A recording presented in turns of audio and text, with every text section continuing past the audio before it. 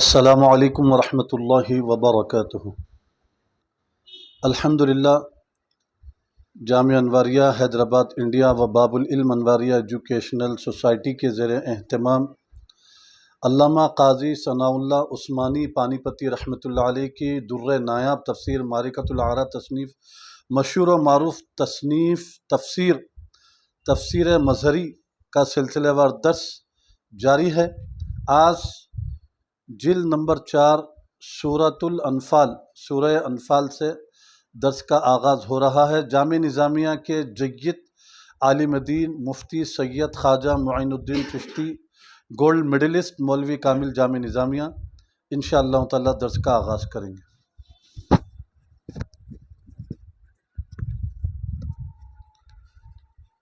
بسم اللہ الرحمن الرحیم۔ سورۃ الانفال مدنیۃ، سورہ انفال مدنی ہے، یعنی یہ سورت مدینہ میں نازل ہوئی ہے۔ اس میں 76 یا 77 آیتیں ہیں۔ بعض علماء کے نزدیک وَإِذْ يَمْكُرُ بِكَ الَّذِينَ سے 7 آیتیں تک مکی ہیں۔ ان کا نزول مکہ مکرمہ میں ہوا ہے، یعنی یہ بعض علماء کرام یہ جو آیتیں ہیں وَإِذْ يَمْكُرُ بِكَ الَّذِينَ كَفَرُوا، جو اس صورت میں آئی ہے آیت، اس کے بعد والی جو 7 آیتیں ہیں اس کے بارے میں بیان فرماتے ہیں کہ یہ آیتیں جو ہے 7 مکے میں نازل ہوئی، لیکن صحیح قول یہ ہے کہ یہ واقعہ اگرچہ مکہ مکرمہ کا ہے مگر آیات کا نزول مدینہ طیبہ میں ہوا ہے۔ یعنی یہ 7 آیتوں کے بارے میں بتا رہے ہیں کہ اگرچہ یہ واقعہ جو ہے جو اس صورت کے آغاز میں بیان کیا گیا ہے وہ اگرچہ مدینہ میں مکہ مکرمہ میں ہوا ہے، لیکن اس کے ضمن میں نازل ہونے والی جو آیتیں ہیں وہ مدینہ میں نازل ہوئی۔ ترجمہ جمال القرآن کے مطابق سورہ انفال مدنی ہے، اس کی 75 آیتیں اور 10 رکوع ہیں۔ بسم اللہ الرحمن الرحیم۔ اللہ کے نام سے شروع کرتا ہوں جو بہت ہی مہربان ہمیشہ رحم فرمانے والا ہے۔ یسألونک عن الانفال قل الانفال للہ والرسول فاتقوا اللہ واصلحوا ذات بینکم واطیعوا اللہ ورسولہ ان کنتم مؤمنین۔ ترجمہ، دریافت کرتے ہیں آپ سے، یعنی وہ لوگ آپ سے سوال کرتے ہیں، پوچھتے ہیں غنیمتوں کے متعلق، یعنی مال غنیمت کے متعلق آپ سے وہ لوگ پوچھتے ہیں، آپ فرمائیے غنیمتوں کے مالک اللہ اور اس کے رسول، یعنی مال غنیمت جو ہوں گے تو اس کے مالک جو ہے اللہ اور اس کے رسول ہیں۔ بس ڈرتے رہو اللہ تعالیٰ سے اور اصلاح کرو اپنے باہمی معاملات کی، یعنی اللہ تعالیٰ سے ڈریں اور اپنے آپسی جو معاملات ہیں ان کی اصلاح کریں، اور اطاعت کرو اللہ تعالیٰ اور اس کے رسول کی اگر تم ایماندار ہو، یعنی تم اپنے دلوں میں ایمان رکھتے ہو تو اللہ اور اس کے رسول کی اطاعت و فرما برداری کریں۔ انما المؤمنون الذین اذا ذکر اللہ وجلت قلوبہم واذا تلیت علیہم آیاتہ زادتہم ایمانا وعلی ربہم یتوکلون۔ صرف وہی سچے ایماندار ہیں کہ جب ذکر کیا جاتا ہے اللہ تعالیٰ کا تو کانپ اٹھتے ہیں ان کے دل، اور جب پڑھی جاتی ہیں ان پر اللہ تبارک و تعالیٰ کی آیتیں تو یہ بڑھا دیتے ہیں ان کے ایمان کو، اور صرف اپنے رب پر وہ بھروسہ رکھتے ہیں۔ الذین یقیمون الصلاۃ ومما رزقناہم ینفقون، اور جو صحیح ادا کرتے ہیں نماز کو، نیز اس سے جو ہم نے انہیں دیا ہے خرچ کرتے رہتے ہیں۔ اولئک هم المؤمنون حقا لهم درجات عند ربهم ومغفرۃ ورزق کریم، یہی لوگ سچے مومن ہیں، انہی کے لیے درجے ہیں ان کے رب کے پاس اور بخشش ہے اور باعزت روزی۔ کما اخرجک ربک من بیتک بالحق وان فریقا من المؤمنین لکارہون، جس طرح نکال لایا آپ کو آپ کا رب آپ کے گھر سے حق کے ساتھ، اور بے شک اہل ایمان کا ایک گروہ اس کو ناپسند کرنے والا ہے۔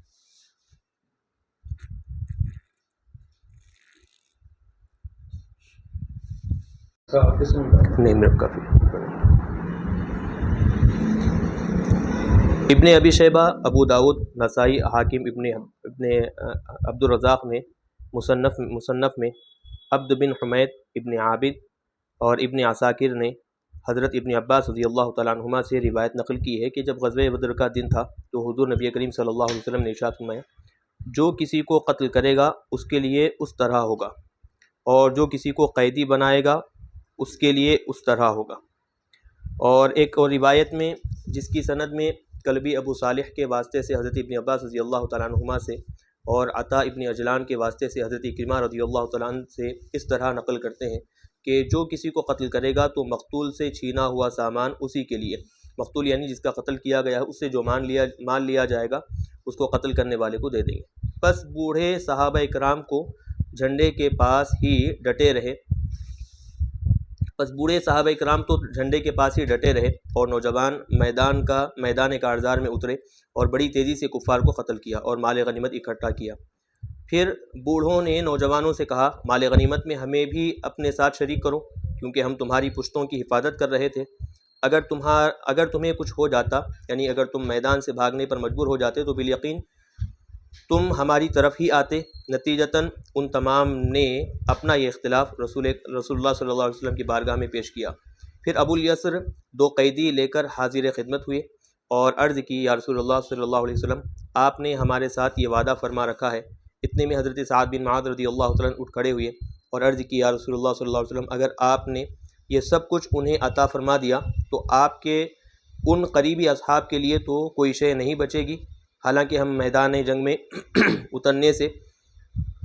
اس لیے تو نہیں رکے کہ ہمیں آخرت کی طلب نہ تھی یا بزدلی کے باعث دشمن سے خوفزدہ تھے یا پھر ہم دنیاوی زندگی کے لیے حریص تھے، ایسا حریص یعنی لالچ تھی، خواہش تھی، ایسا ہرگز نہیں، بلکہ ہم وہ سب کچھ کر سکتے تھے جو ہمارے ان بھائیوں نے کیا، لیکن ہم نے تو آپ کو تنہا دیکھا اور یہ پسند نہ کیا کہ آپ ایسے مقام پر تنہا رہیں جہاں نقصان کا شدید اندیشہ اور خوف ہو، لہٰذا ہم آپ کی محافظت اور نگہبانی کے لیے اسی مقام پر ٹھہرے رہے تاکہ دشمن کہیں پیچھے کی جانب سے آپ پر حملہ آور نہ ہو، یعنی حملہ نہ کرے۔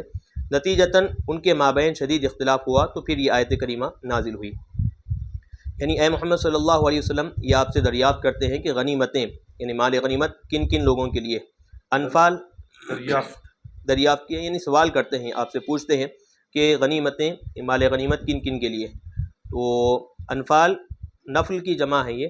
اور اس سے مراد مال غنیمت ہے، چونکہ یہ محض اللہ تبارک و تعالیٰ کے فضل و احسان اور اس کی عطا سے ملتا ہے، اسی لیے مال غنیمت کو نفل یعنی مفت مال کہا جاتا ہے۔ قل الانفال للہ والرسول، یعنی اے محمد صلی اللہ علیہ وسلم آپ انہیں فرما دیجئے کہ مال غنیمت اللہ تعالیٰ کی ملکیت ہے اور اس میں تصرف کرنے کا اختیار رسول اللہ صلی اللہ علیہ وسلم کے پاس ہے۔ تصرف کرنا یعنی خرچ کرنا، کسی کو دینا یا کسی سے لینا، یہ اس کا اختیار حضور پاک علیہ السلام کو۔ آپ اسے ایسے ہی تقسیم کرتے ہیں جیسے اللہ تبارک و تعالیٰ نے آپ کو حکم ارشاد فرماتا ہے، اللہ تعالیٰ آپ کو حکم ارشاد فرماتا ہے، یعنی مال غنیمت کا معاملہ فقط اللہ تعالیٰ اور اس کے رسول مکرم صلی اللہ علیہ وسلم کے ساتھ ہی مختص ہے، یعنی خاص ہے۔ مذکورہ ائمہ حدیث نے اس آیت کے بارے میں حضرت ابن عباس رضی اللہ تعالیٰ عنہما کا یہ قول نقل کیا ہے کہ اللہ تعالیٰ نے مال غنیمت کا اختیار لوگوں کے ہاتھوں سے لے کر رسول اللہ صلی اللہ علیہ وسلم کے سپرد کر دیا، یعنی حضور کے حوالے کر دیا، اور پھر رسول اللہ صلی اللہ علیہ وسلم نے مسلمانوں کے درمیان اسے برابر برابر تقسیم کر دیا۔ بس اللہ تعالیٰ سے ڈرنے اور اللہ تعالیٰ اور اس کے رسول مکرم صلی اللہ علیہ وسلم کی اطاعت و فرمانبرداری اختیار کرنے اور آپس کے تعلقات کی اصلاح کا مفہوم یہی ہے، جیسا کہ اللہ تبارک و تعالیٰ نے ارشاد فرمایا ہے۔ بس باہمی اختلافات اور جھگڑے برپا کرنے میں یعنی جھگڑے پیدا کرنے میں اللہ تعالیٰ سے ڈرتے رہو۔ واصلحوا ذات بینکم، اور اپنے باہمی معاملات یعنی آپسی جو معاملات ہیں ان کی اصلاح کرو، یعنی ایسے اوصاف پیدا کرو جن کے سبب تمہارے مابین مواسات اور باہمی الفت اور محبت پیدا ہو۔ مواسات یعنی برابری اور آپسی محبت اور الفت پیدا ہو جائے، اور اللہ تعالیٰ نے جو کچھ تمہیں عطا فرمایا ہے اس میں تم ایک دوسرے کے معاون یعنی مددگار رہو، اور اللہ تعالیٰ اور اس کے رسول معظم صلی اللہ علیہ وسلم کے حکم کے سامنے سر تسلیم خم رہو، یعنی ان کے احکامات کو مان لو۔ زجاج نے کہا ہے کہ ذات بینکم سے مراد یہ ہے کہ تمہارے درمیان حقیقتاً وصل، دوستی اور محبت کے تعلقات، وصل یعنی ملاپ، میل تعلقات، بین سے مراد وصل ہے، وصل یعنی وہی مراد میل جول تعلقات۔ غنائم اور دیگر امور کے بارے میں تمہیں جو حکم دیا گیا ہے، غنائم یعنی مال غنیمت اور دیگر امور کے بارے میں تمہیں جو حکم دیا گیا ہے اس میں اللہ تعالیٰ اور رسول مکرم صلی اللہ علیہ وسلم کی اطاعت کرو اگر تم ایماندار ہو۔ چونکہ سابقہ کلام جزا پر دلالت کر رہا ہے اس لیے یہ شرط یہاں جزا کے ذکر سے مستغنی یعنی الگ ہے۔ مفہوم یہ ہے کہ اگر تم کامل ایمان رکھتے ہو تو پھر اس طرح کرو، کیونکہ کمال ایمان کا یہ تقاضا ہے کہ اوامر کی اطاعت کی جائے، یعنی احکامات جو اللہ اور اس کے رسول کی طرف سے آتے ہیں ان کی اطاعت کی جائے، ان کو مانا جائے، معاصی سے بچا جائے یعنی گناہوں سے اجتناب اختیار کیا جائے، بچا جائے، اور عدل، احسان اور ایثار کے سبب، ایثار یعنی قربانیوں کے سبب آپس کے باہمی معاملات کی اصلاح کی جائے، آپسی تعلقات کی اصلاح کریں۔ علامہ بیضاوی رحمۃ اللہ علیہ نے حدیث طیبہ اس کو آپسی معاملات کی باہمی ایثار کے ذریعے جو یہاں پر ذکر کی گئی ہے، ایک مثال کے ذریعے اس کو آپ تھوڑا سا فرمائیں۔ جیسے ابھی جو واقعہ بیان کیا گیا اس واقعے میں کیونکہ صحابہ بعض مال لینے میں اور بعض کو مال نہ دینے کے بارے میں اختلاف ہوا، تو حکم دیا گیا کہ جو آپسی جو معاملات ہیں مال لینے یا نہ لینے، دینے نہ دینے کے بارے میں، تو تم کیا کرو، ایثار یعنی تھوڑی سی جو مال لینے والے ہیں وہ قربانی پیش کریں، جو مال نہیں دینے والے ہیں ان کو وہ مال جو ہے عطا کیا جائے، تاکہ وہ اصلاح بھی ہو جائے اور قربانی بھی ہو اور برابری، عدل و انصاف اور ایک دوسرے پر احسان بھی جو ہے صحابہ میں ہوتا رہے۔ علامہ بیضاوی رحمۃ اللہ علیہ نے حدیث طیبہ اس طرح ذکر کی ہے کہ رسول اللہ صلی اللہ علیہ وسلم نے یہ وعدہ فرمایا کہ جو کوئی مال غنیمت لائے گا وہ اسی کے لیے ہوگا۔ بس یہ سن کر نوجوان میدان جنگ میں کود پڑے، یہاں تک کہ 70 افراد کو قتل کر دیا اور 70 افراد کو قیدی بنا لیا۔ پھر انہوں نے مال غنیمت کا مطالبہ کیا، اور وہ مال جو بطور غنیمت حاصل ہوا تھا اس کی مقدار قلیل تھی، لیکن بوڑھے اور بزرگ صحابہ اکرام علیہم الرضوان جو کہ جھنڈے کے پاس ہی ٹھہرے رہے تھے، انہوں نے کہا ہم تمہاری پشت پر تھے، یعنی پیچھے ہم حفاظت اور نگرانی کر رہے تھے، اور کوئی جماعت اس کی طرف سمٹ کر آ سکتی تھی، یعنی پیچھے سے آ کر حملہ آور ہو سکتی تھی، اس لیے ہمارا یہ حق ہے کہ مال غنیمت سے ہمیں بھی حصہ دیا جائے۔ تو اس وقت یہ آیت نازل ہوئی اور رسول اللہ صلی اللہ علیہ وسلم نے ان کے درمیان مال غنیمت برابر تقسیم کر دیا۔ پھر علامہ بیضاوی رحمۃ اللہ علیہ نے کہا ہے کہ اس سے یہ ثابت ہوتا ہے کہ امام وقت اپنے لشکریوں سے، یعنی جو فوج میں جو افراد ہیں ان سے جو وعدہ کرے اسے پورا کرنا اس پر لازم نہیں۔ یہی امام شافعی علیہ رحمہ کا قول ہے۔ ابن ابی شیبہ، احمد اور عبد بن حمید نے حضرت سعد بن ابی وقاص رضی اللہ تعالیٰ عنہ سے یہ روایت نقل کی ہے کہ جب غزوہ بدر برپا ہوا، یعنی جب غزوہ بدر ہوئی تو میرا بھائی عمر شہید ہوا، اور میں نے سعید بن العاص کو جو ہے قتل کیا، اور اس کی تلوار جس کا نام ذوالقطیفہ تھا خود لے لی۔ پھر میں رسول اللہ صلی اللہ علیہ وسلم کی بارگاہ میں حاضر ہوا اور عرض کی، یا رسول اللہ، آج کے دن اللہ تعالیٰ نے مشرکوں کی جانب سے مجھے راحت اور سکون عطا فرمایا ہے، اور بطور مال غنیمت یہ تلوار بھی مجھے عطا فرمائی، اور آپ صلی اللہ علیہ وسلم میری شجاعت و بہادری کا حال تو جانتے ہی ہیں، لہٰذا یہ تلوار میرے پاس ہی رہنے دیجیے۔ یہ سن کر رسول اللہ صلی اللہ علیہ وسلم نے فرمایا، یہ تلوار نہ تیری ہے اور نہ ہی میری ہے، پس اسے رکھ دیجیے۔ تو میں نے اسے رکھ دیا، پس پھر واپس لوٹا اور دل میں یہ کہنے لگا، شاید آپ صلی اللہ علیہ وسلم آج کے دن یہ تلوار ایسے آدمی کو عطا فرما دیں جس کی جرأت و بہادری میرے مثل نہ ہو۔ چنانچہ میں پھر لوٹ کر گیا تو آپ صلی اللہ علیہ وسلم نے فرمایا، چلا جا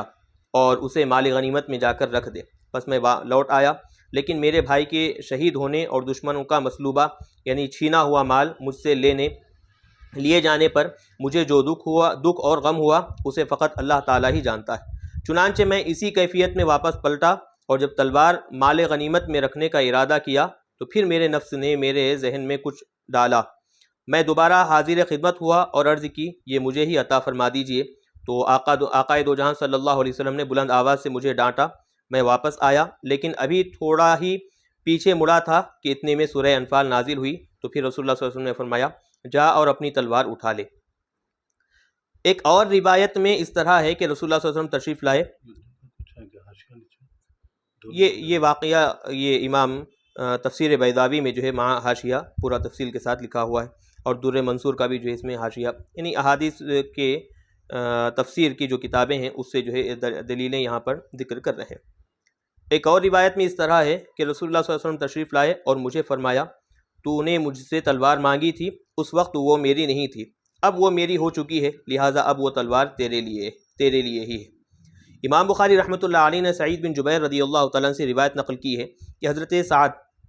رضی اللہ تعالیٰ عنہ اور انصار میں سے ایک آدمی مال غنیمت اٹھانے کے لیے نکلے، تو انہیں ایک گری ہوئی تلوار ملی، وہ دونوں اس پر جھپٹ پڑے، یعنی کود پڑے کہ پہلے وہ لیں پہلے یہ لیں۔ حضرت سعد رضی اللہ تعالیٰ عنہ نے کہا کہ یہ میری ہے، اور حضرت انصاری نے کہا یہ میری ہے، میں قطعاً نہیں دوں گا۔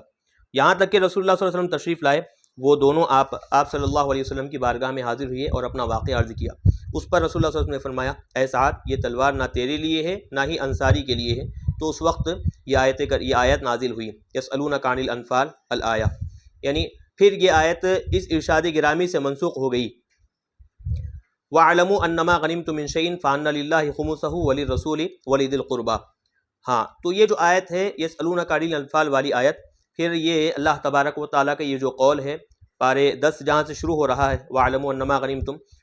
مِّن شَيْءٍ فَأَنَّ لِلَّهِ خُمُسَهُ وَلِلرَّسُولِ وَلِذِي الْقُرْبَىٰ، اس آیت سے جو ہے یہ حکم بالکل منسوخ ہو جاتا ہے۔ ابن جریر، ابن منذر، ابن ابی حاتم، یہ حکم منسوخ اور اس کا ترجمہ بولیے جو آیت کی تلاوت کیا. یسألونک عن الانفال. اچھا ترجمہ یہ وَاعْلَمُوا أَنَّمَا غَنِمْتُم مِّن شَيْءٍ، اور یاد رکھیں جو مال غنیمت جو تمہیں حاصل ہوا ہے، مفہوم ہے اس کا، وہ اس کا حصہ فَأَنَّ لِلَّهِ خُمُسَهُ، اللہ تبارک و تعالیٰ کے لیے اس کا خمس ہوگا، یعنی پانچواں حصہ ہوگا. وَلِلرَّسُولِ وَلِذِي الْقُرْبَىٰ وَالْيَتَامَىٰ وَالْمَسَاکِینِ، مزید جو آیتیں ہیں وہ اس میں بیان کی گئی، آگے اس کی وضاحت آ بھی رہی ہے. جی وہ آیت جو منسوخ ہوئی اس آیت کا ترجمہ کیا ہے؟ یسألونک عن الانفال، وہ لوگ آپ سے جو ہے انفال کے بارے میں جو ہے سوال کرتے ہیں. تو اس میں انفال یعنی انفال جیسے ابھی بیان کیا گیا کہ وہ مال غنیمت کو کہتے ہیں انفال، تو اس میں وضاحت نہیں تھی. یسألونک عن الانفال والی آیت میں اللہ تبارک و تعالیٰ کا کتنا حصہ ہے، رسول پاک علیہ السلام کا کتنا حصہ ہے، رشتہ داروں کا، حضور کے رشتہ داروں کا کتنا حصہ ہے، اس میں وہ وضاحت نہیں تھی. تو وہ آیت منسوخ ہو گئی، اور پارے 10 کی جو پہلی آیت ہے اس میں پوری تفصیل بتائی گئی ہے کہ مال غنیمت میں اللہ تبارک و تعالیٰ کا اتنا حصہ ہے، حضور پاک علیہ السلام کا اتنا حصہ ہے، وہ پوری تفصیل جو ہے بیان ہو رہی ہے. ابن جریر، ابن منذر، ابن ابی حاتم اور بیہقی رحمہم اللہ نے سنن میں حضرت ابن عباس رضی اللہ تعالیٰ عنہما کا قول نقل کیا ہے کہ مال غنیمت خالصتاً رسول اللہ کے لیے تھا، کسی اور کے لیے اس میں کوئی حصہ نہیں تھا. مسلمان دستوں کو جو چیز بھی ہاتھ آتی، یعنی مسلمانوں کی جو چھوٹی چھوٹی جماعتیں ہیں ان کو جو چیز ہاتھ لگ جاتی وہ آپ صلی اللہ علیہ وسلم کی بارگاہ میں پیش کر دیتے. تو وہ دستے یعنی آرمی کا دستہ ہے نا؟ ہاں، مسلمان جو حضور پاک علیہ السلام جو جنگ لڑنے کے لیے جو جنگ بندی کر دیے تھے، کہ بانٹ دیے تھے، تقسیم صحابہ کو کر دیے تھے، وہ صحابہ کو جو بھی چیز میدان جنگ میں ملتی تو حضور کے پاس لا کر پیش کرتے. بس اگر کوئی اس میں سے سوئی یا دھاگا تک بھی روک لیتا تو وہ خیانت اور چوری تصور کی جاتی. چنانچہ صحابہ اکرام علیہم رضوان نے رسول اللہ صلی اللہ علیہ وسلم کی بارگاہ میں عرض کی کہ مال غنیمت میں سے کچھ انہیں بھی عطا فرمائیں. اس وقت اللہ تعالیٰ نے یسألونک عن الانفال والی آیت نازل فرمائی کہ آپ انہیں فرما دیجئے کہ مال غنیمت میری ملکیت ہے، اور میں اسے، میری یعنی اللہ تبارک و تعالیٰ کی ملکیت، تو اور میں اسے اپنے رسول مکرم صلی اللہ علیہ وسلم کے تصرف میں دے دیتا ہوں کہ حضور جیسے چاہیں، جس کو چاہیں ادا کریں، مال غنیمت میں سے حصہ دے دیں. تمہارے لیے اس میں کوئی شک نہیں، کوئی شے نہیں ہے، یعنی اس میں تمہارا کوئی حصہ نہیں ہے. یہ بس تم اللہ تعالیٰ سے ڈرتے رہو اور اپنے معاملات کی اصلاح کرو اگر تم ایماندار ہو. پھر اللہ تعالیٰ نے اعلموا انما غنمتم من شیء آیہ نازل فرمائی. پھر مال غنیمت کا 5واں حصہ، یعنی ہاں، وَاعْلَمُوا أَنَّمَا غَنِمْتُم مِّن شَيْءٍ، یعنی مال غنیمت میں جو کچھ بھی ہے اس کی تقسیم اس انداز میں ہوگی جو ابھی بتائی جا رہی ہے. تو یہ ہونے کے بعد اس کی مزید وضاحت ہم فرمائیں گے. پھر مال غنیمت کا 5واں حصہ رسول اللہ صلی اللہ علیہ وسلم ذوی القربیٰ یعنی حضور کے رشتہ دار، یتامہ یعنی مسلمانوں میں جو یتیم ہیں، مساکین یعنی جو محتاج صحابہ ہیں، اور اللہ کی راہ میں ہجرت کرنے والوں میں تقسیم فرما دیا. اور بقیہ 4 اور 5 حصے جو ہے عام لوگوں کے لیے مقرر فرما دیے. اس طرح کے گھوڑ سوار کے لیے مجموعی طور پر 3 حصے ہوں گے، یعنی 2 حصے گھوڑ سوار کے لیے اور 1 حصہ شہ سوار کا، اور پیدل کے لیے 1 حصہ مقرر ہوگا. تو یہ 2 آیتیں، یعنی یسألونک عن الانفال والی آیت اور دوسری وَاعْلَمُوا أَنَّمَا غَنِمْتُم والی جو آیتیں ہیں، تو دونوں میں ناسخ منسوخ اس طرح ہو رہے ہیں کہ پہلے والی جو آیت ہے،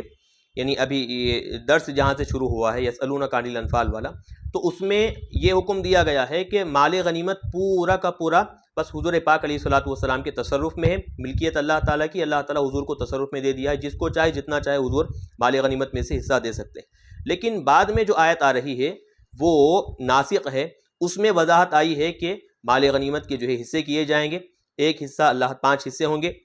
1 حصہ اللہ تبارک و تعالیٰ کا ہوگا، پھر دوسرا حصہ حضور پاک علیہ السلام کا ہوگا، پھر تیسرا حصہ ذوی القربیٰ حضور کے رشتہ داروں کے لیے، یتیموں کے لیے، مسکین کے لیے. یہ پوری تقسیم جو ہے بعد میں وضاحت کے ساتھ آئی. تو پہلے والی جو آیت تھی یسألونک عن الانفال وہ منسوخ ہو گئی چونکہ اس میں وضاحت نہیں تھی. یہ بعد والی جو آیت ہے وَاعْلَمُوا أَنَّمَا غَنِمْتُم یعنی پارے 10 کی پہلی جو آیت ہے وہ ناسخ کہلائے گی کہ اس میں مزید وضاحت آ گئی ہے مال غنیمت کے تقسیم کرنے کے بارے میں. محمد اب یہ پوائنٹ نمبر 2 جو ہے اس کی وجہ سے پورا ذرا پڑھ دیجیے. یہ جو یہاں تک جو بات ہوئی ہے اس کا حوالہ دیکھیں، سنن کبریٰ بیہقی کتاب قسم الفیء والغنیمتی باب بیان مصرف الغنیمتی فی ابتداء الاسلامی، جلد 6 صفحہ 293 پر یہ یہاں تک کی بات کا جو ہے حوالہ ہے. محمد بن یوسف صالحی نے سبل الرشاد میں لکھا ہے کہ جب رسول اللہ صلی اللہ علیہ وسلم نے مال غنیمت مساوی طور پر یعنی برابر برابر تقسیم کرنے کا حکم ارشاد فرمایا تو حضرت سعد بن معاذ رضی اللہ تعالیٰ نے عرض کی یا رسول اللہ قوم کے وہ شہ سوار جو اس کی حفاظت کرتے ہیں کیا آپ انہیں بھی اتنا مال ہی عطا فرمائیں گے جتنا کمزوروں اور ضعیفوں کو دیں گے؟ یعنی حضرت قوم سعد کے شہ سوار،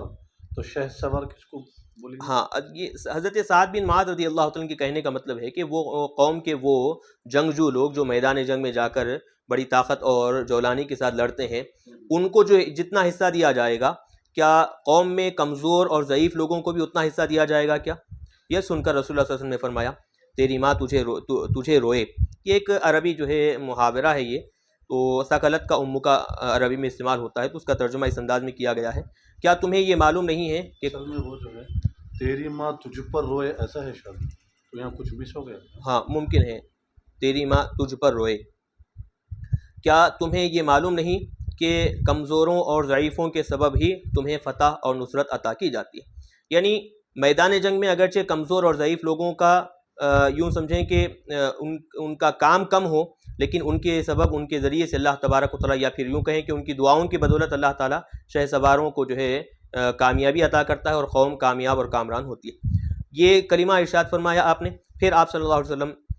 کے منادی نے اعلان کر دیا، یعنی ندا دینے والے پکارنے والے نے اعلان کیا جس کسی نے کسی کو قتل کیا ہے، یعنی جو کسی شخص کسی کو قتل کیا ہے اس سے چھینا ہوا مال اسی کے لیے، یعنی جو مال مقتول سے لیا گیا ہے قاتل کو جو ہے وہ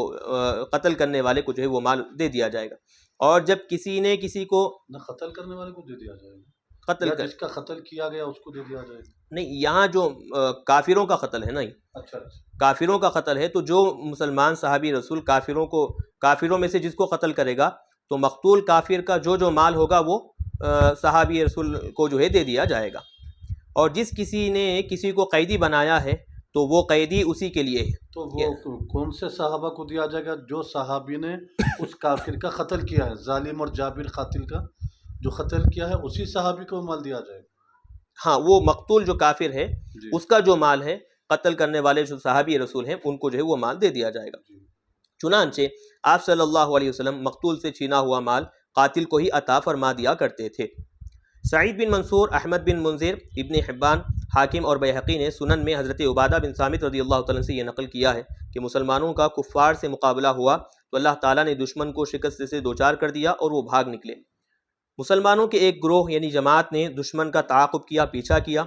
ان میں سے بعض کو قیدی بنایا اور بعض کو قتل کیا، اور ایک گروہ یعنی مسلمانوں کی ایک جماعت میدان میں کود پڑی اور وہاں سے مال غنیمت اکٹھا کرنے لگی، اور مسلمانوں کا ایک طائفہ یعنی ایک چھوٹی سی جماعت رسول اللہ صلی اللہ علیہ وسلم کی حفاظت کے لیے آپ صلی اللہ علیہ وسلم کے پاس ہی رہا، یعنی ایک جماعت جو ہے حضور کے پاس ہی رہی تاکہ کوئی دشمن دھوکہ کر کے آپ صلی اللہ علیہ وسلم کو تکلیف نہ پہنچا سکے۔ یہاں تک کہ جب رات ہو گئی اور لوگ واپس آ گئے تو جنہوں نے مال غنیمت اکٹھا کیا تھا انہوں نے یہ کہا چونکہ ہم نے مال اکٹھا کیا ہے اور ہم نے ہی اس کی حفاظت کی ہے لہذا یہ ہمارے لیے ہی ہے، کسی اور کا اس میں کوئی حصہ نہیں۔ اور جو دشمن کی تلاش میں نکلے تھے انہوں نے کہا تم ہم سے زیادہ مستحق نہیں ہو، ہم نے ہی دشمن سے یہ چھینا ہے اور انہیں میدان جنگ سے بھگایا ہے۔ اور جو لوگ رسول اللہ صلی اللہ علیہ وسلم کو گھیرا ڈالے رہے یعنی حضور کی حفاظت کرتے رہے، انہوں نے کہا تم میں سے کوئی بھی ہم سے زیادہ حق نہیں رکھتا کیونکہ ہم رسول اللہ صلی اللہ علیہ وسلم کے پاس رہے ہیں اور آپ کی حفاظت کرتے رہے ہیں تاکہ دھوکے کے ساتھ کوئی دشمن آپ صلی اللہ علیہ وسلم کو کوئی تکلیف نہ پہنچا سکے، بس ہم اسی میں مشغول رہے۔ تو اس وقت یہ آیت یسألونک عن الانفال والی نازل ہوئی۔ صرف وہی کامل الایمان ہے کہ جب ان کے سامنے اللہ تعالیٰ کا ذکر کیا جاتا ہے تو ان کے دل اللہ تبارک و تعالیٰ کی عظمت و جلال کے سبب ڈر جاتے ہیں اور اس کی ہیبت و عزت کے سبب خوف زدہ ہو جاتے ہیں۔ بعض نے کہا اس سے مراد وہ لوگ ہیں جو گناہ کا قصد کرتے ہیں یعنی ارادہ کرتے ہیں، پھر جب انہیں یہ کہا جاتا ہے کہ اللہ تعالیٰ سے ڈرو تو اللہ تعالیٰ کی گرفت یعنی پکڑ اور عذاب سے خوف زدہ ہو کر اس گناہ کے ارتکاب سے رک جاتے ہیں، یعنی وہ گناہ کا کام کرنے سے رک جاتے ہیں، یعنی خیال آتا ہے تو پھر اللہ تبارک و تعالیٰ سے ڈرنے کا حکم دیا گیا اور اس حکم کے آتے ہی فوری طور پر جو ہے وہ گناہ کرنے سے پیچھے ہٹ جاتے ہیں۔ بس معنی یہ ہوگا جب ان کے سامنے اللہ تعالیٰ کی وعید کا ذکر کیا جاتا ہے اس صورت میں لفظ اللہ سے پہلے ہاں اگر یہ بات اگر جو ابھی بتائی گئی ہے وضاحت، اس صورت میں لفظ اللہ سے پہلے وعید مضاف محذوف ہوگا. ہاں وعید مضاف جو ہے محذوف مانا جائے گا. تو اس میں جو بتا رہے ہیں کہ تھوڑی سی وضاحت یہاں پر میں کر دوں کہ وجلت انما المؤمنون اذا ذکر اللہ، کہ بے شک مومن وہ ہیں جو جب ان کے سامنے اللہ کا ذکر کیا جاتا ہے. تو یہ جو اللہ ہے اس سے پہلے ذکر وعید اللہ، یہ بتا رہے ہیں کہ یہاں اللہ سے پہلے وعید کا لفظ مضاف جو ہے مقدر مانیں گے. تو اب مضاف مقدر مانیں گے تو کیا معنی ہوں گے کہ جب اللہ تبارک و تعالیٰ کی وعید ان کے سامنے ذکر کی جاتی ہے. تو مضاف اگر مقدر نہیں مانیں گے تو ترجمہ ہو رہا تھا جب اللہ تعالیٰ کا ذکر کیا جائے، لیکن وعید مضاف جب مقدر مانیں گے تو ترجمہ ہو رہا ہے اللہ تبارک و تعالیٰ کی وعید کا جب ان کے سامنے ذکر کیا جاتا ہے تو ان کے دل جو ہے کانپنے لگتے ہیں. تو وہ اسی کو یہاں سمجھا رہے ہیں. اس صورت میں لفظ اللہ سے پہلے وعید مضاف محذوف ہوگا. آگے بتا رہے ہیں جب ان پر اللہ تعالیٰ کی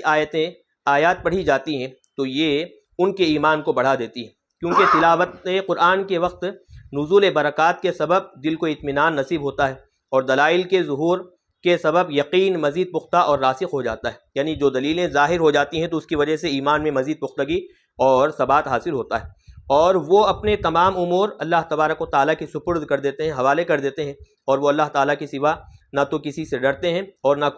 کسی سے امید رکھتے ہیں. اور جو نماز کو صحیح ادا کرتے ہیں، یعنی وہ اسے پورے حقوق کے ساتھ ادا کرتے ہیں، اور وہ اسے ادا کرتے وقت اس کی صحت کا ایسے لحاظ رکھتے ہیں جیسے تیر کو سیدھا کرتے ہیں، پورا اس کا اہتمام کے ساتھ کہ نشانہ کہیں چوک نہ جائے. تو بالکل ویسے ہی وہ نماز کا ویسا ہی اہتمام کرتے ہیں، پاس و لحاظ رکھتے ہیں. تیر کو سیدھا کرتے وقت، ہاں جیسے تیر کو سیدھا کرتے وقت اس کا لحاظ رکھا جاتا ہے. یعنی بتانا وہی چاہ رہے ہیں کہ جیسے تیر جب کمان میں جو ہے رکھ دیا جائے اور پھر بالکل چھوڑنے کے قریب ہو تو نشانے سے نہ چوکنے کے لیے جیسے اس کا لحاظ رکھا جاتا ہے، ویسے ہی جو ہے یہ نماز کو مکمل طور پر اس کے حقوق سے ادا کرنے کے لیے ویسے ہی پاس و لحاظ نماز کا رکھتے ہیں. نیز جو مال ہم نے انہیں عطا کیا ہے وہ اس سے اللہ تبارک و تعالیٰ کے راستے میں خرچ کرتے رہتے ہیں. یعنی لوگ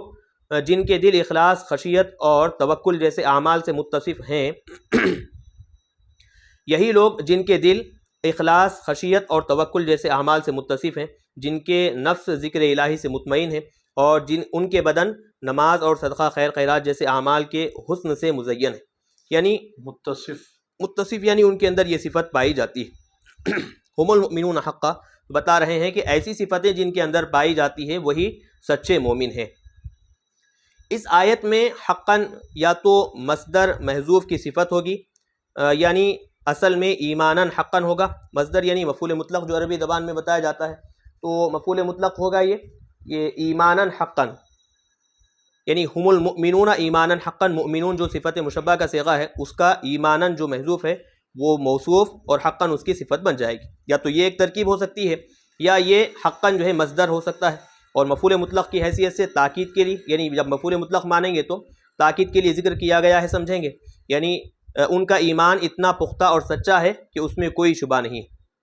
حضرت حسن بصری رحمۃ اللہ علیہ سے مروی ہے کہ آپ سے ایک آدمی نے یہ سوال کیا کہ کیا آپ مومن ہیں؟ تو آپ رحمۃ اللہ علیہ نے فرمایا کہ اگر تم مجھ سے اللہ تعالیٰ، ملائکہ، کتب یعنی آسمانی کتابیں، انبیاء اور رسول، جنت، دوزخ، یوم البعث یعنی دوبارہ جس دن اٹھایا جائے گا وہ دن، اور یوم الحساب حساب کتاب کے دن پر ایمان کے بارے میں سوال کر رہا ہے تو میں اللہ تعالیٰ کے فضل و احسان سے مومن ہوں.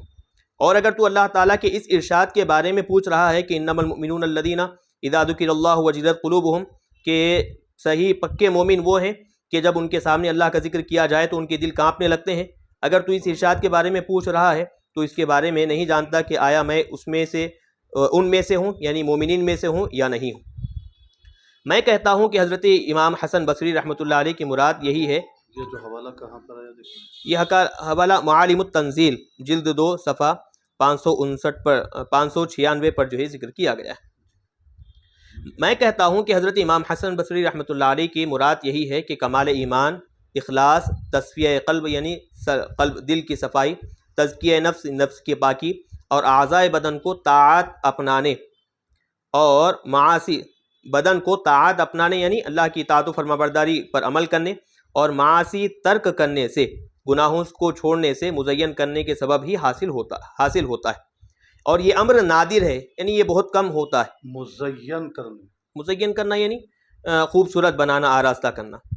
اور یہ امر نادر ہے، لہٰذا میں نہیں جانتا کہ آیا میرا نفس اس سے متصف ہے یا نہیں ہے، یعنی میرے نفس میں یہ صفتیں پائی جاتی ہیں یا نہیں پائی جاتی۔ اور رہا سوال فقط نفس ایمان کا تو وہ اللہ تبارک و تعالیٰ کے فضل و احسان سے موجود ہے، بس یہ انا مؤمن انشاءاللہ کے قبیل سے نہیں ہے۔ اس جملے میں ایک اختلافی مسئلے کی جانب اشارہ کیا گیا ہے کہ آیا انا مؤمن انشاءاللہ، میں انشاءاللہ مومن ہوں کہنا جائز ہے یا جائز نہیں؟ چونکہ ان حرف شرط شک کے لیے آتا ہے تو اس میں بعض علماء نے فرمایا ہے کہ ایسا کہنا درست نہیں، کیونکہ ایمان میں شک اسے زائل کر دیتا ہے، یعنی ایمان قطعی ہونا چاہیے۔ اور بعض نے یہ موقف اختیار کیا ہے کہ ایسا کہنا جائز ہے کیونکہ اعتبار خاتمی کا ہوتا ہے، یعنی انما الاعمال بالخواتیم کا اعتبار ہے، اور یہ معلوم نہیں ہوتا کہ خاتمہ بالایمان ہو یا نہ ہو۔ لہٰذا چونکہ ان حرف شرط ماضی کو مستقبل کے معنی میں کر دیتا ہے، اسی لیے اس کا استعمال بالکل صحیح ہے۔ حضرت علقمہ رضی اللہ تعالیٰ عنہ فرماتے ہیں کہ ایک سفر کے دوران ہماری ملاقات کچھ لوگوں سے ہوئی تو ہم نے ان سے پوچھا تم کون ہو؟ انہوں نے جواب دیا ہم تو پکے اور سچے مومن ہیں۔ یہ سن کر اب ہم نہیں جانتے تھے کہ انہیں کیا جواب دیں، یہاں تک کہ بعد میں ہماری ملاقات حضرت عبداللہ بن مسعود رضی اللہ تعالیٰ عنہ سے ہوئی تو ہم نے ان کو ان کے قول کے بارے میں آگاہ کیا۔ آپ نے ہم سے پوچھا تو پھر تم نے انہیں کیا جواب دیا؟ ہم نے کہا کہ ہم نے انہیں کوئی جواب بھی نہیں دیا۔ آپ نے فرمایا تم انہیں کیوں نہیں کہا کہ تم اہل جنت میں سے ہو؟ بے شک سچے مومن تو یقیناً اہل جنت ہیں۔ اس کا حوالہ معالم التنزیل جلد دوم صفحہ 597 پر۔ اور حضرت سفیان ثوری رحمۃ اللہ علیہ نے فرمایا جو یہ گمان کرتا ہو کہ میں سچا مومن ہوں یا میں اللہ تبارک و تعالیٰ کے نزدیک مومن ہوں، پھر وہ اپنے جنتی ہونے کی شہادت نہ دے تو وہ نصف آیت پر ایمان لایا اور نصف پر ایمان نہیں لایا۔ یہ بھی حوالہ وہی معالم التنزیل جلد 2 صفحہ 597 پر۔ اسی قول سے وہ لوگ استدلال کرتے ہیں جن کے نزدیک انا مؤمنون، استدلال نہیں، اس قول کو دلیل بناتے ہیں، جن کے نزدیک انا مؤمنون انشاءاللہ کہنا جائز ہے۔ انشاءاللہ کہنے سے مراد یہ ہے کہ خاتمہ بالایمان یعنی یقینی نہیں، خاتمہ بالایمان یقینی نہیں جو کہ اہل جنت میں سے ہونے کا موجب یعنی اس کو واجب بناتا ہو۔ اس سے یہ مراد نہیں ہوتا کہ ایمان کی موجودہ حالات میں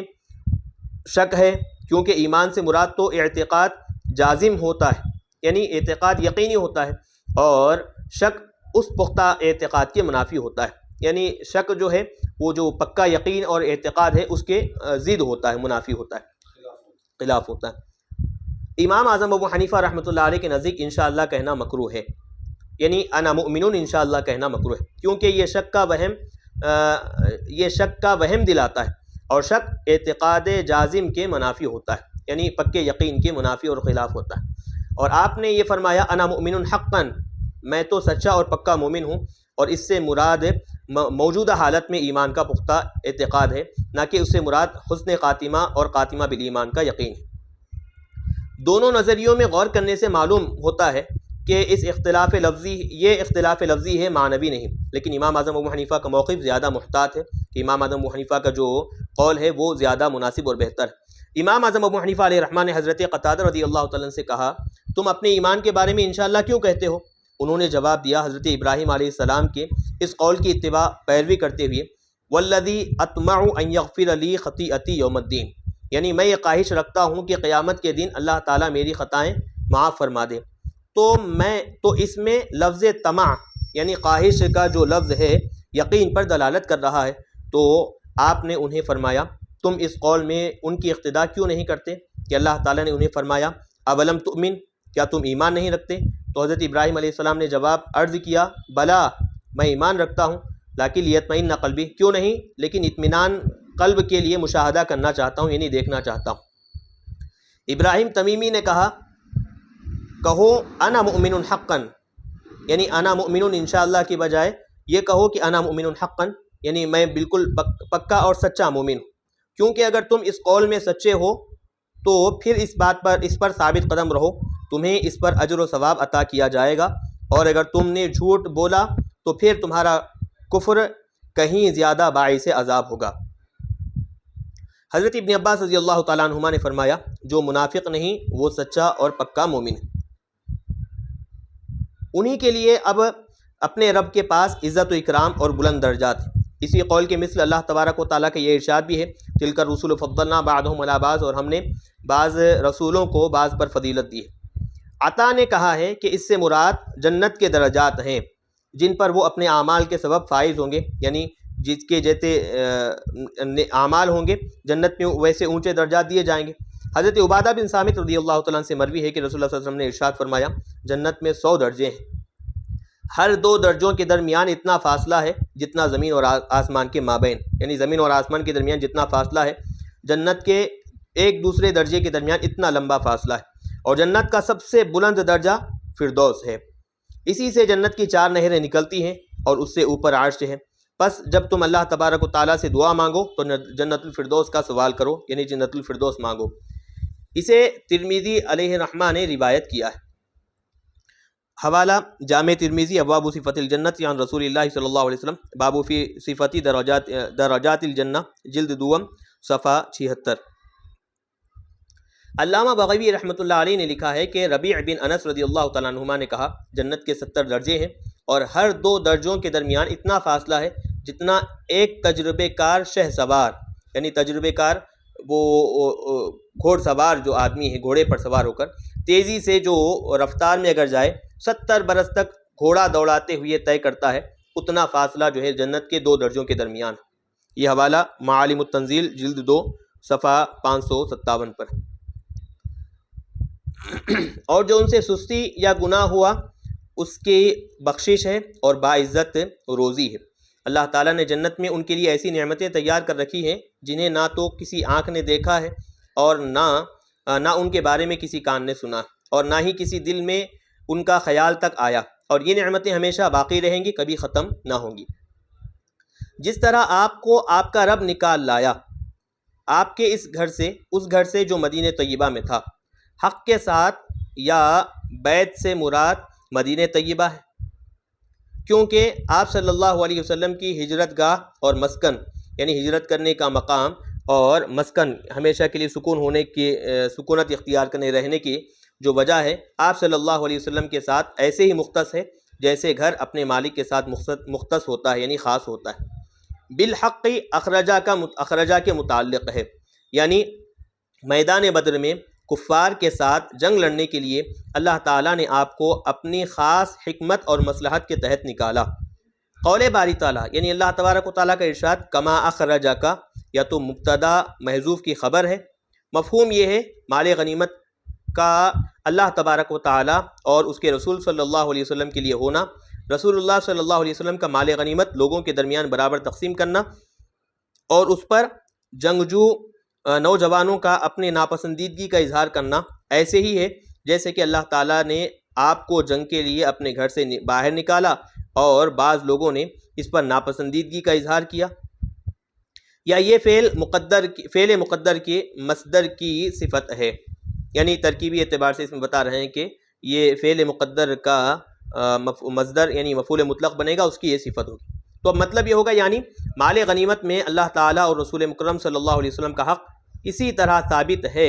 جیسا کہ اللہ تعالیٰ کا آپ کو اور آپ کے گھر سے نکالنا ثابت ہے، اگرچہ یہ اسے ناپسند ہی کیوں نہ کریں۔ مبرد نے اسی طرح کہا ہے، اور بعض نے کہا کہ تقدیر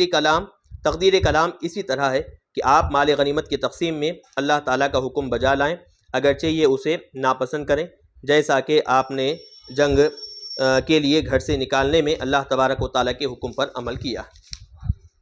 اب یہاں سے جو ہے واقعہ بدر بیان کیا جا رہا ہے۔ مدینہ طیبہ سے حضور نبی کریم صلی اللہ علیہ وسلم کے باہر تشریف لانے کا سبب یہ بنا کہ آپ صلی اللہ علیہ وسلم نے سفیان بن حرب کے بارے میں یہ سنا کہ وہ 1000 اونٹوں پر مشتمل قافلہ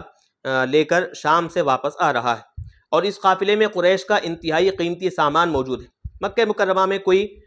قریشی مرد یا عورت ایسی نہیں رہی جس کے پاس ایک مثقال ناپنے کا جو ہے ایک آلہ ہے، یا اس سے زائد کوئی، اس سے کچھ زائد ہو، اور پھر اس نے تجارت کے لیے اس قافلے میں نہ بھیجا ہو، پس کہا جاتا ہے کہ اس قافلے میں 50,000 دینار تھے اور اس میں 70 افراد شامل تھے۔ یہ ابن عقبہ اور ابن عابد نے ذکر کیا ہے۔ علامہ بغوی رحمۃ اللہ علیہ نے ذکر کیا ہے کہ حضرت ابن عباس اور حضرت ابن زبیر رضی اللہ تعالیٰ عنہما، محمد بن اسحاق اور صدی رحمہ اللہ نے نقل کیا ہے کہ ابو سفیان شام سے واپس آیا تو اس کے ساتھ کبار قریش، یعنی قریش کے بڑے بڑے سردار میں سے 40 شہ سوار تھے۔ تو چونکہ یہ ابو سفیان سے مراد حضرت ابو سفیان ہی ہے، اسلام چونکہ ابھی قبول نہیں کیے تھے تو اس انداز میں جو ہے تذکرہ کیا جا رہا ہے،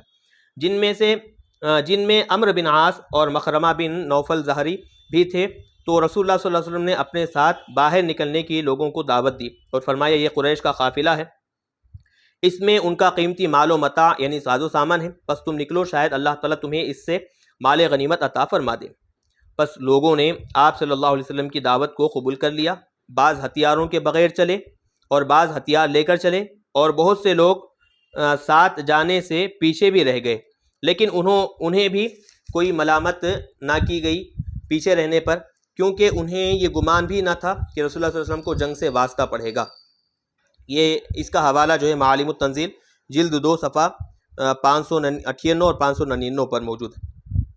اور آپ نے بھی اس کی کوئی زیادہ پرواہ نہ کی، اور آپ صلی اللہ علیہ وسلم نے فرمایا جس کے پاس سواری موجود ہے وہ ہمارے ساتھ سوار ہو کر چلے۔ بعض لوگوں نے آپ سے یہ اجازت طلب کی کہ ہماری سواریاں مدینہ طیبہ کے بالائی حصے میں ہیں، یعنی اوپر کے مقام پر ہیں، تو ہم وہ لے کر حاضر ہو جائیں۔ تو آپ نے فرمایا نہیں، جس کے پاس سواری حاضر ہے وہ سوار ہو کر چلے۔ رسول اللہ صلی اللہ علیہ وسلم نے مدینہ طیبہ سے خروج فرمانے سے، یعنی مدینہ طیبہ سے نکلنے سے 10 دن پہلے طلحہ بن عبید اور سعید بن زید کو شام کے راستے کی طرف بھیجا تاکہ وہ قافلے کے بارے میں معلومات حاصل کریں۔ پس وہ دونوں سرزمین خوار پہنچے اور وہاں کشد بن مالک جوہنی کے پاس ٹھہر گئے۔ اس نے ان دونوں کو پناہ دی، اپنے پاس ٹھہرایا اور قافلے کے گزرنے تک انہیں چھپائے رکھا۔ پھر یہ دونوں وہاں سے نکلے، کشد بھی ان کے ساتھ تھا اور وہ انہیں ذل مروہ کے مقام تک پہنچا گیا۔ ذل مروہ ایک بستی ہے جو مدینہ طیبہ سے 8 برید کے فاصلے پر ہے۔ برید یہ مسافت کو ناپنے کا ایک آلہ ہے۔ پھر وہ دونوں رسول اللہ صلی اللہ علیہ وسلم کو خبر دینے کے لیے آئے، اتنے میں آپ صلی اللہ علیہ وسلم خروج فرما چکے تھے، یعنی نکل گئے تھے۔ پس جب رسول اللہ صلی اللہ علیہ وسلم مقام ینبع پر پہنچے تو آپ نے یہ قطعہ علیحدہ کر کے کشد کے حوالے کر دیا، یعنی ایک ٹکڑا الگ کر کر کشد کے حوالے کر دیا۔ ینبع مکہ مکرمہ اور مدینہ طیبہ کے درمیان ایک بڑا قصبہ، ایک علاقہ ہے۔ اس نے عرض کی کہ یا رسول اللہ، میں بوڑھا آدمی ہوں، آپ یہ جگہ میرے بھتیجے کے نام کر دیجیے۔ بس آپ صلی اللہ علیہ وسلم نے ایسے ہی کر دیا۔ پھر عبد الرحمن بن سعد بن زرارہ نے اس سے یہ جگہ خرید لی۔ اسے عمر بن شیبہ نے روایت کیا ہے۔ مقام زرقہ پر بنی حزام کا ایک آدمی ابو سفیان سے آ ملا۔ اس نے اسے اطلاع دی کہ رسول اللہ صلی اللہ علیہ وسلم قافلے کے واپسی کا انتظار فرما رہے ہیں۔ پس ابو سفیان اور اس کے ساتھی ڈرتے ڈرتے گھات لگانے کے لیے باہر نکلے۔ جب ابو سفیان حجاز کے قریب پہنچا تو وہ آپ صلی اللہ علیہ وسلم کے بارے میں خبریں معلوم کرنے لگا، اور جو سوار بھی اسے ملتا وہ اس سے آپ صلی اللہ علیہ وسلم کے بارے میں دریافت کرتا، کیونکہ وہ لوگوں کے بارے میں انتہائی خوف زدہ تھا۔ یہاں تک کہ ایک سوار نے اسے یہ خبر دی کہ محمد صلی اللہ علیہ وسلم تیرے قافلے کی تلاش میں نکل چکے ہیں۔ اس پر اسے خطرہ لاحق ہو گیا، چنانچہ اس نے زمزم بن عمر غفاری کو 20 مثقال کے عوض اجرت پر لے لیا، یعنی 20 مثقال دے کر ان کو جو ہے نوکری پر لے لیے، اور اسے مکہ مکرمہ بھیجا، اور ساتھ ہی یہ حکم دیا کہ وہاں پہنچ کر وہ اپنے اونٹ کی ناک کاٹ دے، کجاوا الٹا کر دے، اور اپنی قمیص آگے پیچھے دونوں جانبوں سے، یعنی سامنے اور پیچھے سے جو ہے کیا کر دے، اس کو پھاڑ دے، اور اہل مکہ سے اپنے مالوں کی حفاظت کے لیے باہر نکلنے کی فریاد کرے، اور انہیں یہ اطلاع دے کہ محمد صلی اللہ علیہ وسلم اپنے اصحاب کے ساتھ، یعنی اپنے ساتھی صحابہ کے ساتھ جو ہے قافلے کو لوٹنے کے در پہ ہیں۔ پس زمزم بڑی تیز رفتاری کے ساتھ مکے کی طرف نکل گیا۔ یہ حوالہ جو ہے مستدرک حاکم میں ہے، کتاب المغازی جلد 3 صفحہ 19 پر، اور ساتھ ہی اس کا حوالہ جو ہے دلائل النبوہ اور بیہقی شریف میں بھی ہے، بابو ذکر خروج نبی صلی اللہ علیہ وسلم ورؤیا عاتقۃ بنت عبد المطلب، یہ جلد 3 صفحہ 32 پر یہ بات جو ہے منقول ہے۔ تیز رفتاری کے ساتھ مکی کی طرف نکل گیا اور وہاں پہنچ کر اس نے وہی کچھ کیا جو ابو سفیان نے اسے حکم دیا تھا۔ عاتقہ بنت عبد المطلب کا خواب، یہ عاتقہ جو ہے حضرت عبد المطلب کی صاحبزادی ہیں، وہ خواب دیکھیں، اس خواب کا یہاں پر تذکرہ ہے۔ ابن اسحاق، حاکم اور بیہقی نے اکریمہ کی سند سے حضرت ابن عباس رضی اللہ تعالیٰ عنہما سے، موسیٰ بن عقبہ اور ابن اسحاق نے عروہ سے، اور امام بیہقی رحمہ اللہ نے ابن شہاب سے روایت کی ہے کہ عاتقہ بنت عبد المطلب نے زمزم کے قریش کے پاس آنے سے 3 دن قبل رات کے وقت ایک خواب دیکھا۔ جب صبح ہوئی تو عاتقہ اس کے سبب انتہائی پریشان اور غمزدہ ہو گئی، چنانچہ اس نے اپنے بھائی عباس بن عبد المطلب کو بلا بھیجا اور انہیں کہا، اے میرے بھائی، میں نے ایک خواب دیکھا ہے جس نے مجھے سخت خوف زدہ کر دیا، یعنی بہت زیادہ میں ڈر گئی ہوں، شاید قریش پر کوئی سخت مصیبت اور آزمائش آنے والی۔ تو عباس نے کہا، وہ خواب کیا ہے؟ تو اس نے جواب دیا، میں ہرگز تمہیں نہیں بتاؤں گی یہاں تک کہ تم میرے ساتھ وعدہ کرو کہ اس کا ذکر کسی اور کے سامنے نہیں کرو گے، کیونکہ اگر قریش کے اور لوگوں نے یہ سن لیا تو وہ ہمیں اذیت پہنچائیں گے اور ہمارے بارے میں اتنی ایسی باتیں کریں گے جنہیں ہم پسند نہیں کریں گے۔ پس حضرت عباس رضی اللہ تعالیٰ عنہ نے اس سے یہ وعدہ کر لیا۔ پھر اس نے خواب بیان کیا کہ میں نے دیکھا کہ ایک آدمی اونٹ پر سوار ہو کر آیا اور وادی کے اوپر پہنچ کر اس نے انتہائی بلند آواز سے چیخ کر کہا، اے غداروں، 3 دن کے اندر اپنے قتل گاہوں کی طرف جانب چلو۔ اس نے 3 بار چلا کر ایسے ہی کہا تو بہت سے لوگ اس کے پاس جمع ہو گئے۔ پھر وہ مسجد میں داخل ہوا اور لوگ اس کے پیچھے پیچھے تھے۔ پھر اس کا اونٹ وہاں کھڑا ہو گیا اور اس نے کعبے کے اوپر پہنچ کر 3 بار چیخ کر کہا، اے غداروں، اپنی قتل گاہوں کی جانب 3 دن کے اندر جلدی چلو۔ پھر وہ اپنے اونٹ کو جبل ابی قبیس کے اوپر لے کر آیا اور وہاں اس نے بلند آواز سے کہا، اے غداروں، اپنی قتل گاہوں کی طرف 3 دن میں جلدی چلو۔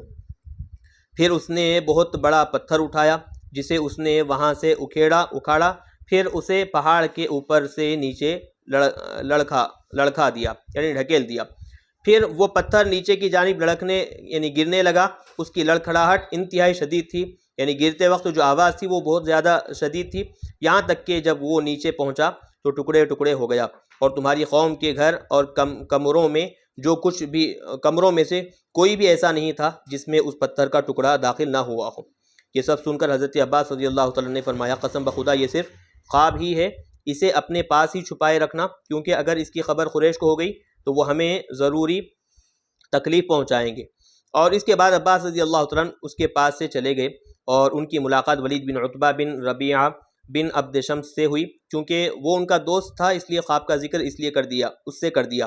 اور ساتھ ہی اسے چھپانے کی تلقین بھی کی۔ پھر ولید نے اس کا ذکر اپنے باپ عتبہ سے کر دیا، پھر اس نے اسے عام کر دیا اور سارے مکہ میں اس کی خبر پھیل گئی، یہاں تک کہ قریش اس کے بارے میں آپس میں باتیں کرنے لگے۔ حضرت عباس رضی اللہ عنہ کہتے ہیں کہ میں صبح کے وقت بیت اللہ شریف کا طواف کر رہا تھا۔ ابو جہل بن ہشام قریش کی ایک جماعت کے ساتھ وہاں بیٹھا ہوا تھا اور وہ عاتقہ کے خواب کے بارے میں گفتگو کر رہے تھے۔ جب ابو جہل نے مجھے دیکھا تو کہا، اے ابو الفضل، جب تو اپنے طواف سے فارغ ہو جائے تو ہماری طرف آنا۔ چنانچہ جب میں فارغ ہو کر ان کے پاس پہنچا اور ان کے ساتھ بیٹھ گیا تو ابو جہل نے مجھے کہا، اے بنی عبد المطلب، یہ نبیہ تم میں کب سے پیدا ہوا؟ میں نے کہا، کیا ہوا؟ اس نے کہا، عاتقہ کا خواب۔ تو میں نے کہا، وہ کیا ہے؟ تو اس نے کہا، اے بنی عبد المطلب، کیا تم اس پر راضی نہیں ہوئے کہ تمہارے مرد نبی ہوئے ہیں، حتیٰ کہ اب تمہاری عورتیں بھی نبی بننے لگی ہیں؟ ابن عقبہ کے الفاظ یہ تھے، اے بنی ہاشم، کیا تم اس پر راضی نہیں ہوئے کہ تمہارے مرد جھوٹ بولتے ہیں، حتیٰ کہ اب تم اپنی عورتوں کا جھوٹ بھی ظاہر کرنے لگے ہو؟ بے شک ہم اور تمہارے آبا مقابلے میں دوڑنے والے 2 گھوڑوں کے مثل تھے، یعنی جیسے 2 گھوڑے برابر دوڑتے ہیں تو ہمارا اور تمہارے آبا و اجداد کا معاملہ بھی ویسی تھا، دونوں برابر تھے اور ہم میں سے ہر کوئی سبقت لے جانے کی کوشش میں تھا۔ پس جب دونوں شہسوار ایک جیسے رہے تو تم نے یہ کہہ دیا، ہم میں سے ایک نبی ہے۔ پھر اسی پر تم نے اکتفا نہیں کیا، یہاں تک کہ اب کہنے لگے ہو کہ ہم میں سے ایک نبیہ بھی ہے۔ میں نہیں جانتا کہ پورے خاندان قریش میں سے کوئی مرد یا عورت تم سے زیادہ جھوٹ بولنے والا ہو، کوئی مرد یا عورت تم سے زیادہ جھوٹ بولنے والا ہو۔ اس طرح اس نے آپ کو سخت اذیت پہنچائی اور کہا کہ عاتقہ نے خواب میں ایک آدمی کو یہ کہتے دیکھا ہے، 3 دن میں گھروں سے جلدی جلدی نکلو، پس ہم 3 دن تک تمہارا انتظار کریں گے، جو کچھ وہ کہہ رہی ہے اگر وہ حق ہوا تو وہ واقع ہو جائے گا، اور اگر 3 دن گزر جانے کے باوجود کچھ بھی نہ ہوا تو ہم تمہارے بارے میں یہ لکھ دیں گے کہ ان کا خاندان سارے عرب میں سب سے زیادہ جھوٹ بولنے والا ہے۔ حضرت عباس رضی اللہ تعالیٰ نے فرمایا، قسم بخدا میرے پاس اس کے کثیر جوابات تھے مگر میں نے کوئی جواب نہ دیا اور سرے سے اس کا انکار کر دیا کہ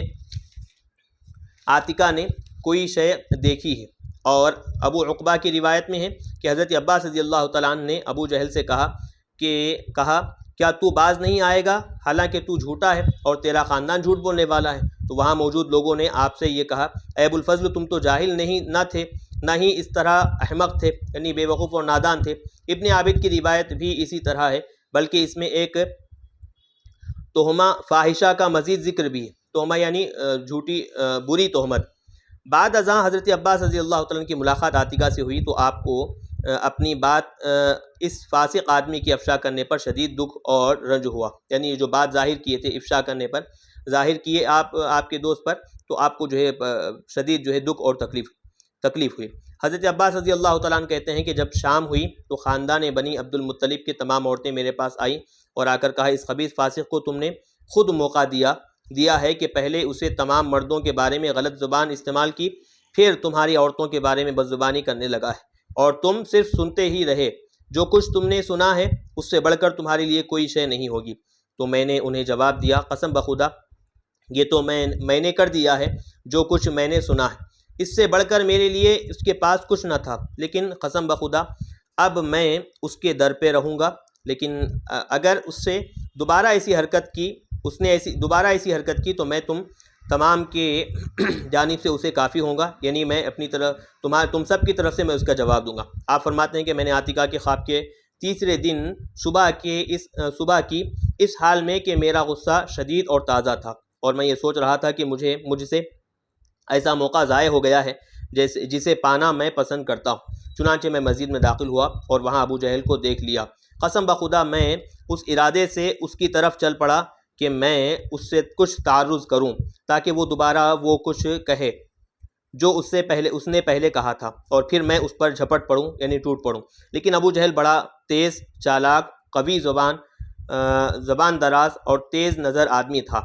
وہ خوف زدہ ہو کر بڑی تیزی سے مسجد کے دروازے سے باہر نکل گیا۔ میں نے اپنے دل میں کہا، اس پر اللہ تعالیٰ کی لعنت ہو، اس نے مجھ سے ڈرتے ہوئے ایسا کیا ہے کہ میں بھی اسے گالیاں دوں گا۔ لیکن امر واقعہ یہ تھا کہ اس نے وہ آواز سن لی جو میں نے ابھی تک نہیں سنی تھی، کہ زمین بن عمر بطن وادی میں اپنے اونٹ پر کھڑے ہو کر چیخ کر پکار رہا تھا، اس حال میں کہ اس نے اونٹ کی ناک کاٹ دی، کجاوے کو اوندھا کر دیا اور اپنے قمیض بھی پھاڑ رکھی ہے، اور یہ کہہ رہا ہے کہ اے گروہ قریش، یعنی قریش کی جماعت، اے آل لوئی بن غالب، اپنے سامان سے لدی ہوئی اونٹنیوں کے پاس پہنچو، ان کی خبر لو، تمہارا مال ابو سفیان کے پاس ہے، محمد صلی اللہ علیہ وسلم اور ان کے ساتھی اسے لوٹنے کا ارادہ رکھتے ہیں، میں تو خیال نہیں کرتا کہ تم اسے پالو گے، المدد یعنی قافلے کی مدد کے لیے بلا تاخیر فوراً پہنچو، قسم بخدا میں نہیں دیکھ رہا کہ تم اسے پالو گے۔ پس یہ آواز سن کر قریش بہت زیادہ خوفزدہ ہو گئے اور عاتقہ کے خواب سے ڈرنے لگے۔ پس حقیقتاً یہ آواز تھی جس نے ابو جہل کو مجھ سے دور بھگا دیا، اور پھر میں نے بھی اس کا پیچھا نہیں کیا، اور یہ عاتقہ کے اشعار کہے۔ اس پر عاتقہ نے یہ اشعار کہے، الم تکن رؤیا بحق وجاءکم بتصدیقها فل من القوم حاربو، کیا خواب سچا نہیں تھا اور اس کی تصدیق کے لیے قافلے کا ایک آدمی شکست خوردہ ہو کر بھاگتے ہوئے، یعنی ہار کر بھاگتے ہوئے آیا ہے؟ فقلت ولم اکذب کذبت وانما یکذبنا بالصدق من هو کاذب، پس میں نے جو کہا اس میں جھوٹ نہیں بولا، تو نے مجھے جھوٹا کہا ہے اور خود جھوٹ بولنے والا ہمارے سچ کی تکذیب کرتا ہے۔ پس لوگ بڑی تیزی سے تیار ہوئے اور کہنے لگے کہ محمد صلی اللہ علیہ وسلم اور آپ کے اصحاب نے اس سے بھی ابن حضرمی کا قافلہ گمان کیا، لیکن ایسا ہرگز نہیں ہے۔ قسم بخدا یقیناً وہ اس مرتبہ کوئی اور نتیجہ دیکھے ہیں۔ لوگ دو ہی طرح کے تھے، یا تو خود نکلنے کے لیے تیار ہو گئے یا اپنی جگہ پر کسی دوسرے کو تیار کر لیا۔ بس اس طرح ان کی تیاری 2-3 دن میں مکمل ہو گئی، اور ان میں سے طاقتور لوگوں نے کمزور لوگوں کی معاونت کی، یعنی مدد کی، اور انہوں نے ایسے تمام لوگوں کو نکلنے پر مجبور کیا جن کے بارے میں انہیں یہ گمان تھا کہ محمد صلی اللہ علیہ وسلم اور آپ کے اصحاب کے دوست ہیں، یا جن کے اسلام لانے کے بارے میں انہیں معلوم ہوا، یا جن کا تعلق خاندان بنی ہاشم سے تھا۔ چنانچہ عباس ابن عبد المطلب، نوفل بن حارث، طالب اور عقیل بن ابی طالب کی معیت، یعنی ان کے ساتھ میں دوسرے افراد بھی روانہ ہو گئے۔ ابو لہب کے سوا قریش میں سے کوئی آدمی بھی پیچھے نہ رہا، تو خود نکلا یا اپنی جگہ پر کوئی اور آدمی بھیج دیا، لیکن ابو لہب نے خود جانے اور اپنا نائب بھیجنے سے انکار کر دیا۔ اور یہ روایت بھی ہے کہ اس نے اپنی جگہ پر عاص بن ہشام بن مغیرہ کو بھیجا، اور اس عاص نے بعد میں اسلام بھی قبول کر لیا تھا۔ ابو لہب کی طرف سے عاص بن ہشام پر 4000 درہم سودی قرضہ تھا، بس اسی قرضے کے عوض اس نے اسے اجرت پر لے لیا تاکہ اسے اپنا نائب بنا کر لوگوں کے ساتھ بھیج دے۔ چنانچہ وہ اس کی جانب سے چلا گیا۔ ابو لہب کے پیچھے رہنے کا سبب، یعنی وجہ، فقط عاتکہ کا خواب تھا، کیونکہ وہ کہا کرتا تھا کہ عاتکہ کے خواب نے ہاتھوں کو پکڑ لیا ہے۔ امیہ بن خلف، عتبہ بن شیبہ، زمعہ بن اسود، عمیر بن وہب اور حکیم بن حزام وغیرہ نے حبل نامی بت کے پاس جا کر تیروں سے فال نکالی، تو فال میں جانے سے روکنے والا تیر نکلا۔ یہ تمام مکہ مکرمہ میں ہی رہنے پر ڈٹ گئے، لیکن ابو جہل نے انہیں مجبور کر کے ان کے عزم کو توڑ دیا، یعنی ان کے ارادے کو توڑ دیا۔ جب امیہ بن خلف نے لوگوں کے ساتھ نہ جانے کا ارادہ کیا، یہ انتہائی بھاری بھرکم جسم رکھنے والا بوڑھا آدمی تھا، تو یہ عقبہ بن ابی معیط کے پاس آیا۔ وہ اس وقت اپنی قوم کے افراد کے درمیان مسجد میں بیٹھا ہوا تھا۔ سامنے انگیٹھی پڑی تھی، کوئی چیز پڑی ہوئی تھی، اس میں آگ روشن تھی، اور اس نے انگیٹھی اٹھا کر امیہ کے سامنے رکھی اور ساتھ ہی کہا، اے ابو علی، تو عورتوں میں سے ہے؟ امیہ نے اسے کہا، اللہ تعالیٰ تیرا برا کرے، تو نے بہت بری بات کہی ہے۔ پھر وہ بھی تیار ہوا اور لوگوں کے ساتھ نکل پڑا۔